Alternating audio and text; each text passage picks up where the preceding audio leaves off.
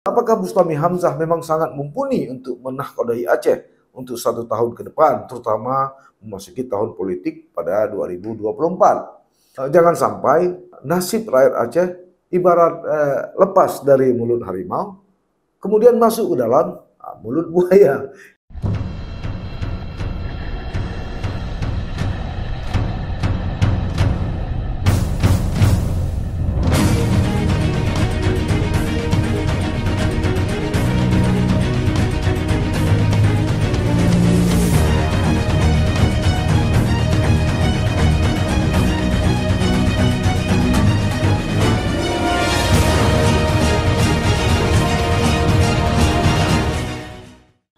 Assalamualaikum warahmatullahi wabarakatuh. Sahabat Titik Balik, kembali kita bertemu. Untuk kesempatan kali ini, saya masih membahas soal tarik-menarik, usul-mengusul penjabat Gubernur Aceh untuk menggantikan posisi atau kursi Ahmad Marzuki yang tinggal menghitung hari batas usia kepemimpinannya. Terlepas apakah nanti dia diperpanjang atau tidak oleh Presiden Jokowi. Yang menarik untuk kita telusuri adalah Selasa 13 Juni 2023, 9 ketua fraksi di DPR Aceh terbang ke Jakarta. Sehari kemudian atau Rabu 14 Juni 2023 hari ini, Wakil Ketua DPR Aceh Saparudin menyusul.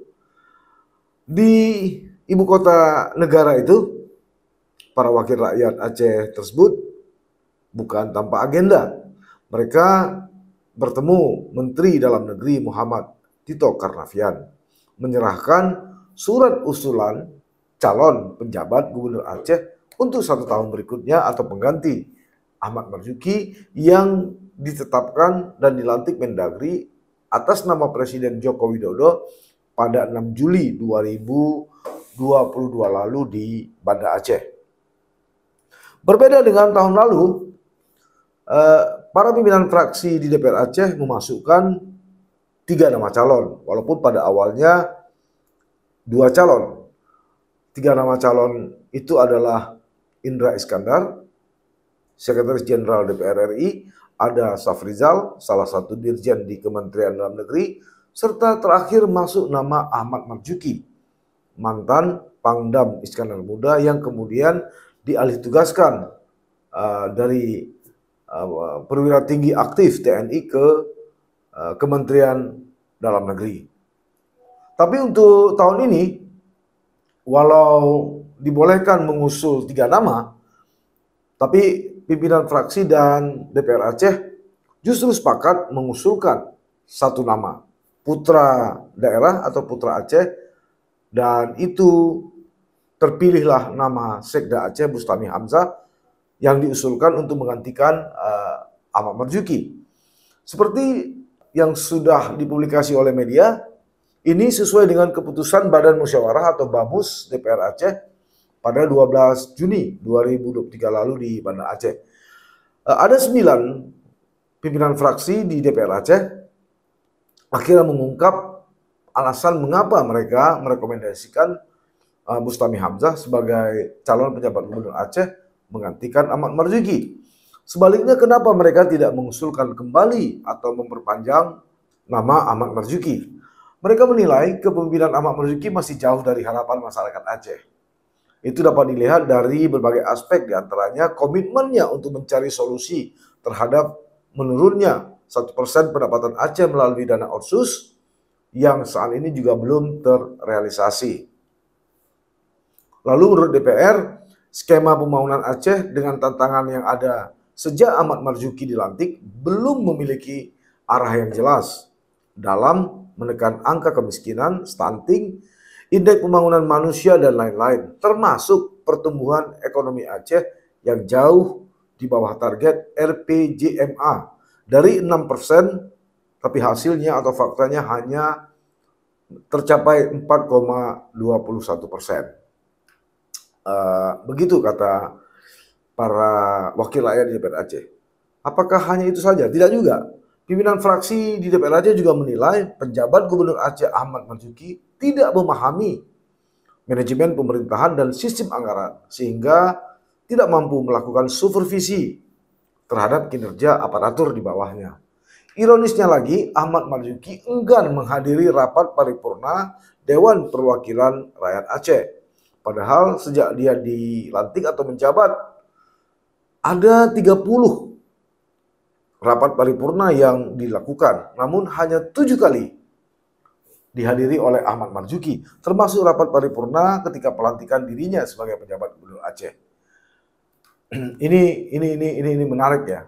Tak hanya itu, penjabat Gubernur Aceh juga menurut versi DPRA sulit berkomunikasi dengan banyak pihak serta kurang menghargai nilai-nilai syariat Islam, kearifan lokal, adat istiadat, khususnya kekhususan Aceh. Ini yang memantik kemarin itu soal kanun LKS ya, yang dia meminta untuk dikembalikan Bank Konvensional ke Aceh. Ini sungguh membuat gaduh dan memang menyita perhatian banyak elemen. Karena itu dalam rapat seluruh fraksi DPRA sepakat untuk tidak mengusulkan lagi nama Ahmad Marzuki sebagai pejabat Gubernur Aceh.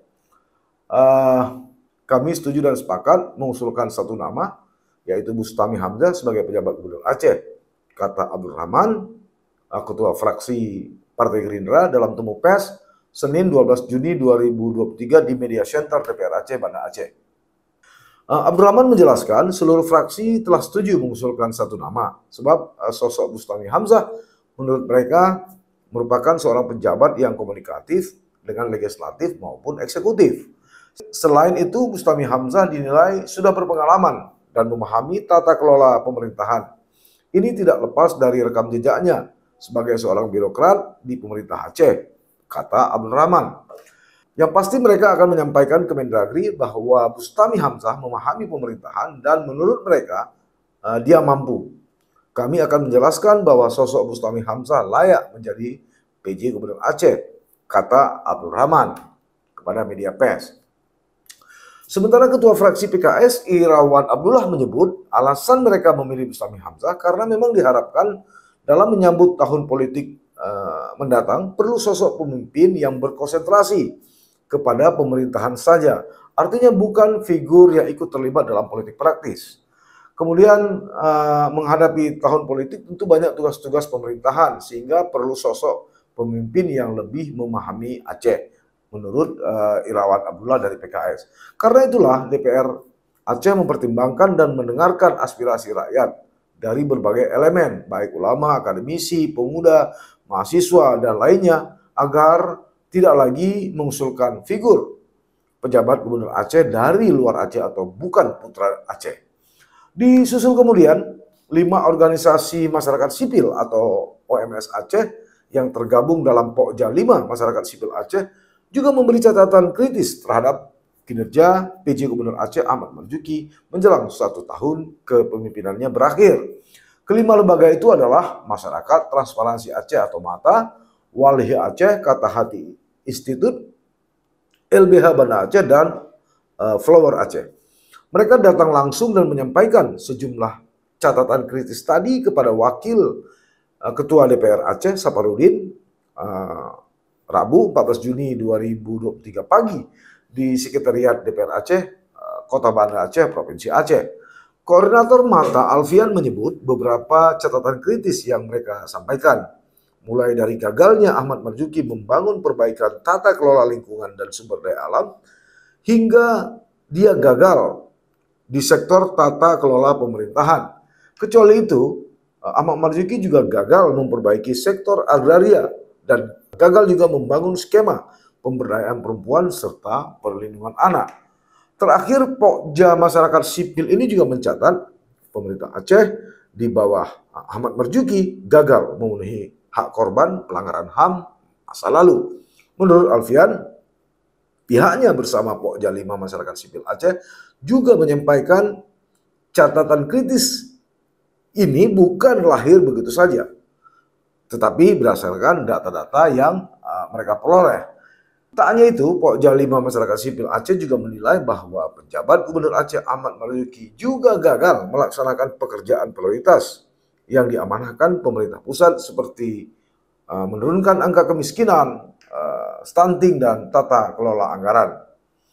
Nah, berdasarkan hal tersebut, Pokja Masyarakat Aceh atau Pokja 5 Masyarakat Aceh memberi catatan kritis bukan hanya kepada DPRA, tapi juga disampaikan kepada Presiden Republik Indonesia Joko Widodo, Menko Polhukam, dan Mendagri di Jakarta. Itu sebabnya Alfian berharap apa yang disampaikan bukan hanya menjadi catatan kritis saja. Sebaliknya, yang perlu digarisbawahi juga bahwa rakyat Aceh tahu apa yang terjadi saat ini di bumi Selami Mekah. Jadi jangan dianggap kita di Aceh tidak tahu apa-apa. Ini pola lama dan harus dihentikan. Karena itu kami ingin kasus-kasus yang sudah banyak di Aceh harus bisa diselesaikan oleh pejabat Gubernur Aceh yang ditunjuk nantinya. Kalau semata-mata kepentingan pusat yang dititipkan ke Aceh, saya pikir akan berpotensi timbulnya konflik baru. Begitu kritik Koordinator Mata Alfian. Masih kata Alfian, tentu harapan kita yang ditunjuk sebagai pejabat Gubernur Aceh nantinya memiliki integritas, moralitas, dan komitmen dalam penyelesaian masalah yang sangat kompleks di Aceh. Dia juga berharap DPR Aceh tidak cawe-cawe atau bukan hanya mengusulkan, tapi ada langkah-langkah dan kebaikan politik atau kebijakan politik dengan pemerintah pusat sehingga hal ini bisa dicapai. Begitupun organisasi masyarakat sipil Aceh itu berharap kepada DPR Aceh untuk tetap konsisten menyelesaikan masalah dan jangan hanya mengusulkan nama calon penjabat Gubernur Aceh, tetapi perlu juga langkah-langkah politik bersama pemerintah Aceh. Direktur LBH Banda Aceh, ini salah satu lembaga yang sempat menggugat Presiden dan Mendagri terkait dengan pengangkatan Ahmad Marzuki sebagai penjabat Gubernur Aceh. Dia menegaskan, Direktur LBH Banda Aceh Sahrul ya, dia menegaskan agenda evaluasi Gubernur Aceh ini memang sudah jauh hari dilakukan bersama lembaga di Pokja Masyarakat Sipil Aceh. 6 bulan pertama kami sudah melakukan evaluasi dan menjelang 1 tahun. Artinya mengapa itu kami lakukan? Karena kami ingin memberi pesan bahwa inilah kondisi Aceh saat ini atas kebijakan yang telah ditetapkan oleh pemerintah pusat. Begitu tegas Sahrul. Karena itulah berdasarkan evaluasi yang dilakukan Pokja 5 Masyarakat Sipil Aceh tadi, pihaknya menyampaikan rekomendasi kepada DPR Aceh dan Mendagri Aceh sekitar 4 poin. Pertama, mereka meminta kepada Presiden untuk tidak memperpanjang masa jabatan Ahmad Marzuki sebagai pejabat Gubernur Aceh. Kedua, meminta kepada Kementerian Dalam Negeri untuk memberikan jaminan kepada masyarakat Aceh bahwa pejabat Gubernur Aceh yang akan ditempatkan di Aceh dapat membangun tata kelola pemerintahan yang baik dan mampu menyelesaikan permasalahan yang selama ini belum terselesaikan.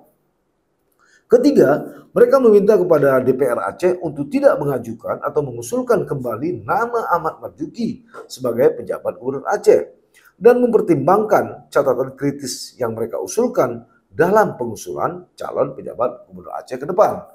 Nah, keempat, mereka juga meminta kepada Forum Bersama atau Forbes, anggota DPR dan DPD RI asal Aceh untuk mengawal pengusulan nama pejabat Gubernur Aceh yang akan datang dan memastikan bahwa calon pejabat Gubernur Aceh benar-benar paham tentang permasalahan yang sedang terjadi di Aceh.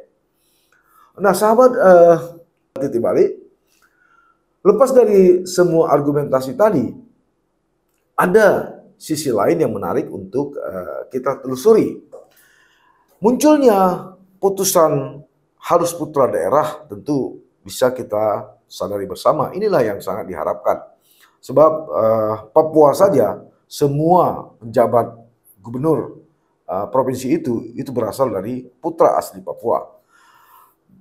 Hanya saja yang agak sedikit menggelitik ini hanya soal satu nama yang dikeluarkan oleh DPR Aceh, yaitu hanya Bustami Hamzah yang juga Sekda Aceh. Satu nama ini tentu multitafsir, bisa jadi satu menjadi dua, artinya ada dua pertimbangan atau ada satu pertimbangan.